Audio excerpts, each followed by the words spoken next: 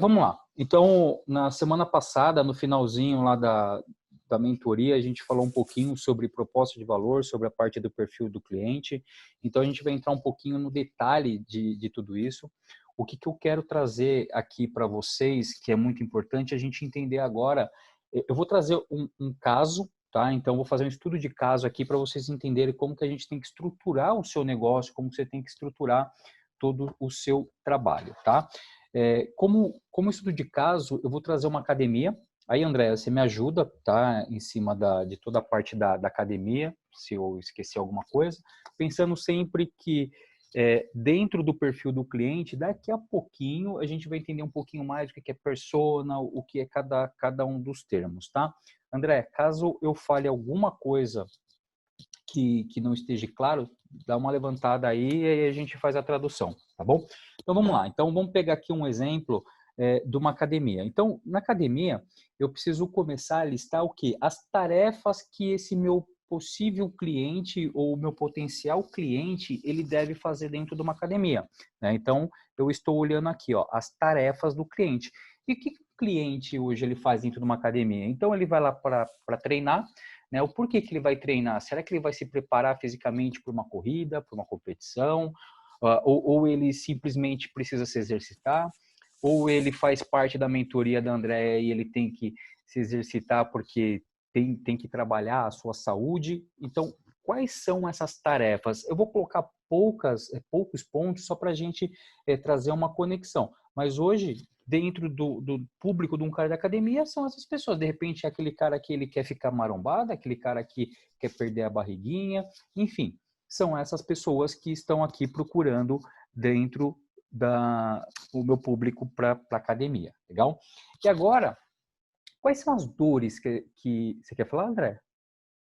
Não, não, pode continuar. Agora, quais são as dores que essa pessoa tem, né? Primeiro, de repente ele não quer, ele quer frequentar uma academia top, de repente ele não quer frequentar uma academia muito cheia, né? Que aí são que as dores que evita de repente para ele estar fazendo academia.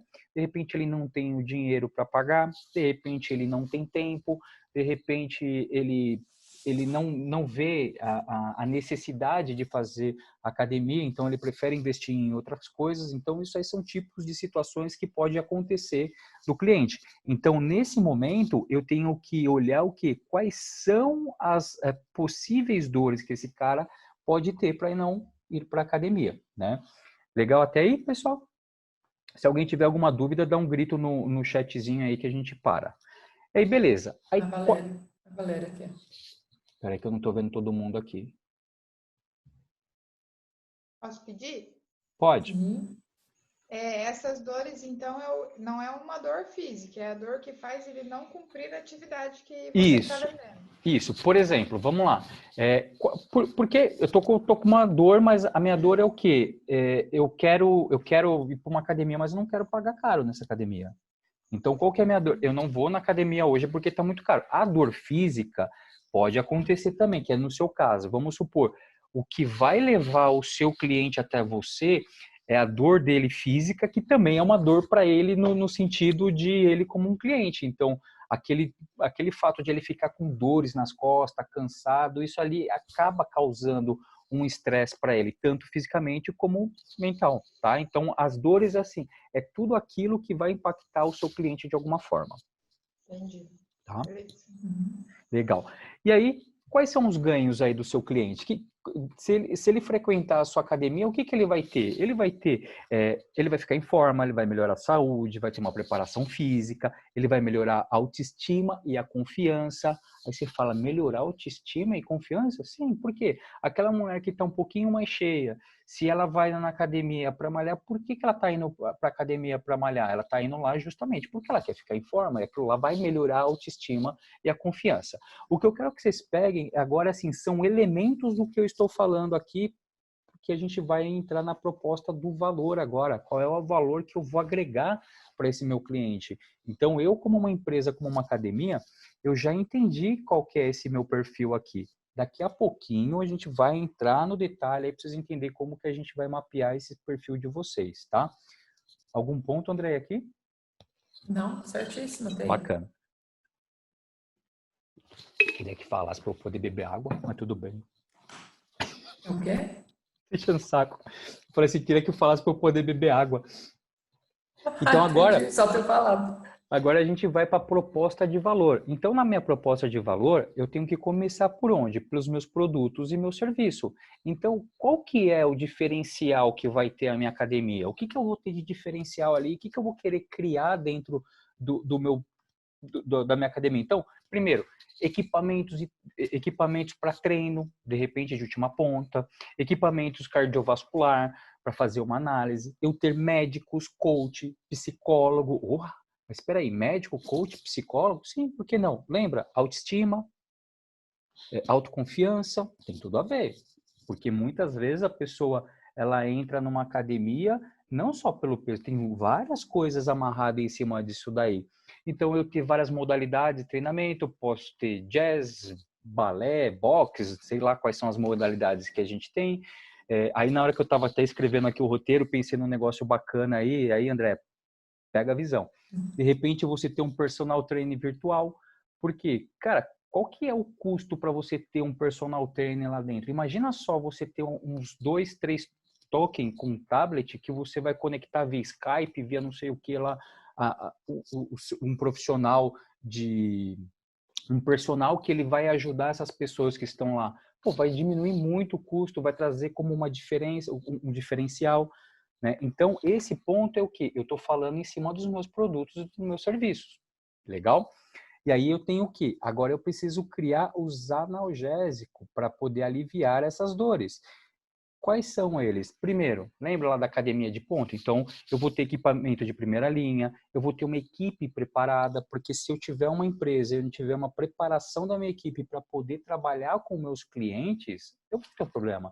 Se eu tenho uma empresa que ela tem atendimento ao público humanizado, que isso é muito importante entender, eu tenho que preparar essa minha equipe, eu tenho que deixá-la preparada para deixar o meu cliente satisfeito, né?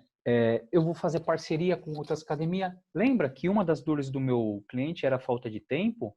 De repente ele está lá, sei lá, fala uma cidade próxima aí de vocês, Andréia. Rio de Janeiro.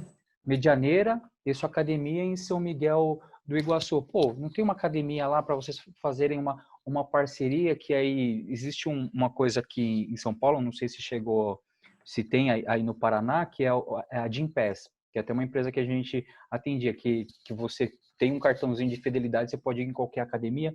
Então, você está pensando em quem? Você está pensando no seu dinheiro. Lógico, o dinheiro você vai pensar lá na frente, mas você está pensando no quê?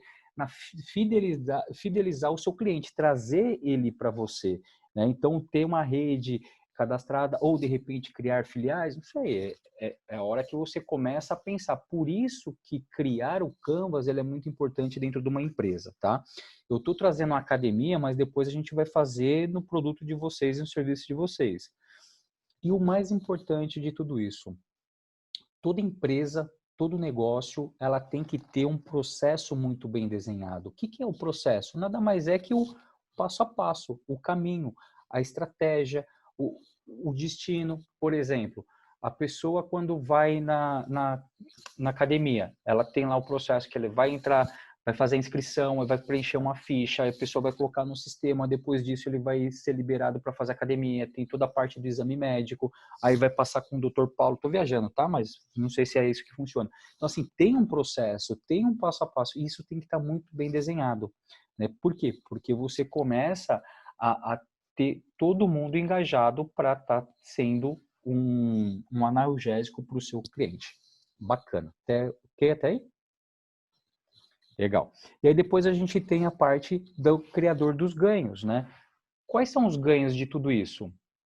Ele pode treinar em qualquer lugar, ele pode ter um personal trainer virtual, ele pode ter treinos customizados, ele pode ter o acompanhamento do médico. Lembra lá atrás que na hora que a gente desenhou tudo, a gente começou a pegar todos esses pontos aqui, você está começando a ser o quê? Um diferencial para o seu cliente. Você está entregando valor, você vai poder ter lá de tempos em tempos um personal para customizar o treino, você vai ter de tempo em tempo ali um médico para dar um apoio para ele, você vai ter um coach de não emagrecimento, mas Mas porque quando a gente fala coach de emagrecimento, ele também é para ganhos musculares, né? Então, assim, enfim, pode ser um coach para isso, né? Então, você vê que quando a gente trabalha tudo isso, é muito mais fácil quando eu entendo a dor do meu cliente. E entendendo a dor desse meu cliente, entendendo o que ele precisa, entendendo as dificuldades, aí tem uma coisa que a gente não vai entrar agora, mas são as objeções, são os obstáculos, né, que ele coloca, por exemplo, eu não tenho tempo, eu não tenho... Porque aqui, na hora que você monta a sua proposta de valor, só o fato de você colocar esse ponto de ele poder ir em qualquer rede cadastrada, cara, você já eliminou um obstáculo. De você ter horários diferenciados, já eliminou outro obstáculo. Então, quando a gente cria o nosso produto, quando a gente cria o nosso serviço, a gente tem que entender que inconscientemente, todo mundo tem objeção. E isso é uma outra coisa muito importante. A gente tem que vender sempre pensando que a pessoa vai ter a razão e a emoção. Então, a gente tem que dar um jeito de furar a razão e ir para a emoção, porque a galera ela só compra na emoção. Se a pessoa tiver muito racional, você não consegue vender, né? Consegue, mas aí é aquele trabalho que é um pouco mais delicado.